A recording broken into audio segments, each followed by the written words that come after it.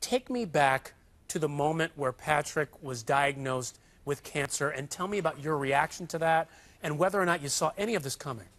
Well, you know what? When you get a diagnosis of cancer, your life turns on a dime. I can't compare it to anything.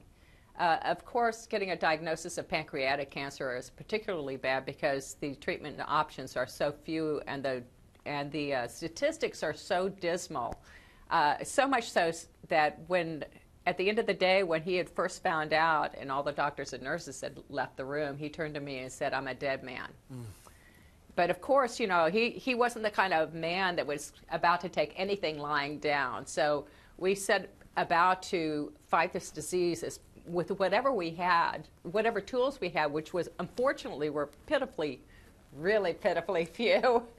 And in retrospect now, as I get further away from him having passed, it's pretty amazing how hard that both of us did fight this disease, considering that there's very little hope when you have a disease like pancreatic cancer, which is the whole reason why we're here. And it's a disease that's been ignored for far, far too long. And I think that when people really get a gist of what's going on in this situation, it's a no-brainer that it needs to fix and it needs to change now, and that's why we're here. Well, Lisa, I think it's so fantastic that you have taken this on as a cause, that the end of the story was not the loss of your husband, but that you were trying to advocate for more research and a better path to a cure.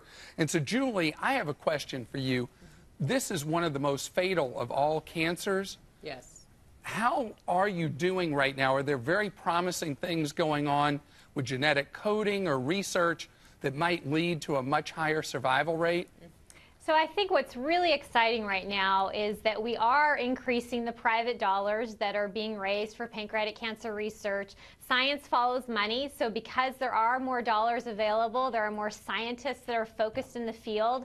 Without a critical mass of scientists, you really can't make progress. So we're building the foundation to be able to start to make progress that's really going to impact patients. And that's why the bill that's in front of Congress right now, the Pancreatic Cancer Research and Education Act, is so important and comes at such a critical time for our scientific community. It will really allow them to have the tools that they need so that we can start to make progress for patients. And you know what? Okay, what so, Julie would say. I'm sorry, I just wanted to ask you, Sure.